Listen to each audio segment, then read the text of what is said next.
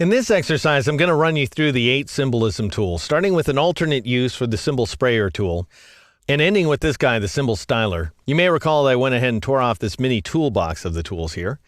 Now, many of these tools suffer from the same performance issues as the symbol sprayer.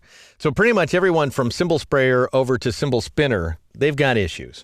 And they're not going to work too well inside of symbol sets. However, all is not lost, because you may wonder, well, in that case, Deke, why are you even showing them to us if it's just going to lead to disappointment? Well, the answer is because they can be useful on individually selected instances, and we'll see how that works in an upcoming exercise. But for now, I want you to note that I have 2 versions of this illustration open, sporadicgrass.ai, and that's the one that I created in front of you in a previous exercise with this anemic grass pattern here. And finally, mercifulketchupfile.ai, which is the one I created inside of Illustrator CS4. So you can see there's a remarkable difference here. Now, I don't want you trying to edit the Merciful Ketchup file right now, not using any of the tools that are fairly broken at this point. This guy right here, Symbol Stainer tool, that's the one we're actually going to use. That is the best tool of the bunch, in my opinion, except for the symbol sprayer. It's the best editing tool, and it happens to work pretty darn well. So there's a silver lining, don't you know? Anyway, I'm going to switch back to sporadic grass. If you want to do any work, do it inside of this anemic grass pattern file. But notice that the grass is in front of the lion, so that's a problem. I'm going to twirl open my life layer here inside the layers panel, and you'll see that right at the top is a clipping path, which is filled with that green gradient. So that big square there is clipping everything underneath. Then comes the symbol set. Go ahead and meatball it inside the layers panel and press Control-Shift left bracket or Command-Shift left bracket on the Mac to send it to the back of the stack.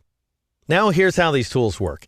We've got the symbol sprayer tool, which we've already seen, but also you should know, in addition to adding whatever symbol you have selected here inside the symbols panel, you can also remove that symbol by alt dragging or option dragging inside of an existing symbol set. The symbol shifter tool allows you to move the symbols around. And you can see if I paint inside of here, I'll get this little animation that's showing me where the instances are going to move to. And it works, pretty darn well. Again, if there's not too many instances involved.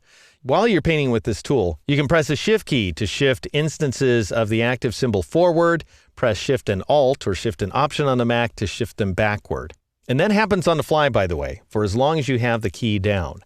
Then we've got the symbol scruncher tool, which as you paint goes ahead and moves the instances away from each other. And then if you press and hold the Alt key or the Option key on the Mac, they move toward each other. We next have this guy here, which is the symbol sizer tool, makes the instances bigger. If you press Alt or Option, makes them smaller.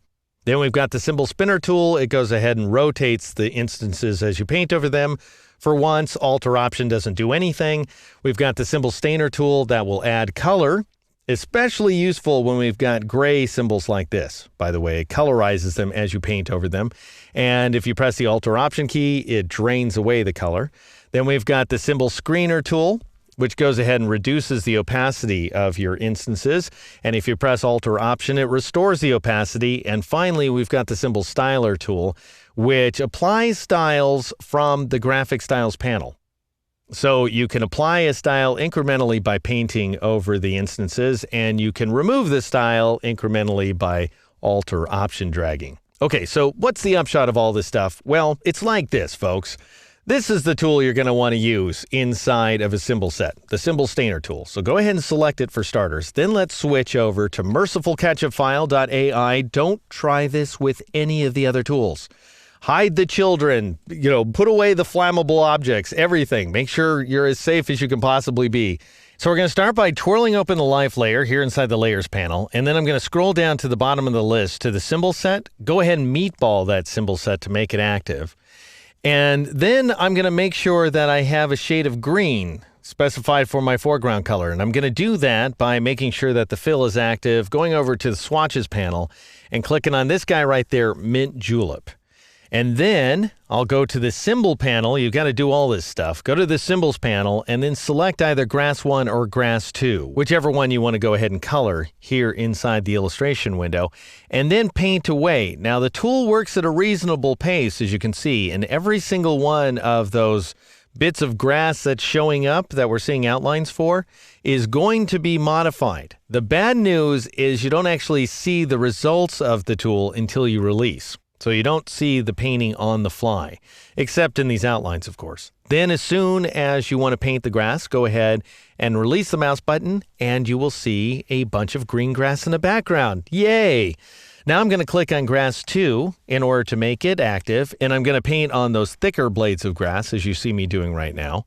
And as soon as I release the mouse button after having done that, they're going to shift to the new color as well. Now, they're not going to shift uniformly. Of course, you don't want that, right? You want this sort of collection of grays and greens showing up next to each other. And that's the idea behind this tool. You're just incrementally painting at those symbols. Now, if you go ahead and shift-click on Grass 1 so that both Grass 1 and Grass 2 are selected, you can paint both of them at the same time, as you see me doing here. Just don't select some other symbol that doesn't appear inside the symbol set, because then you're going to paint and nothing's going to happen and you're going to be completely bewildered by the experience. I don't want you throwing up your hands in despair too much over these tools. We have enough problems with them as is, of course. Now I'm going to switch to this guy, Little Sprout Green. That is this swatch here inside the swatches panel. And I'm going to paint some more in order to paint this lighter shade of green in there so that we have a more natural grass pattern going on, because if these were real blades of grass, some of the blades would be one color and some would be another, of course. And then just paint as much as you want. Have a blast. This is the Symbol Stainer tool. This is the one that works really well inside of symbol sets, inside of Illustrator CS5. In the next exercise, I'm going to show you not only how to have more fun with this tool. Actually, I'm not. We're going to be done with this tool. But I'm going to show you how to use the various symbolism tools to paint individual instances, selected instances, inside of your artwork.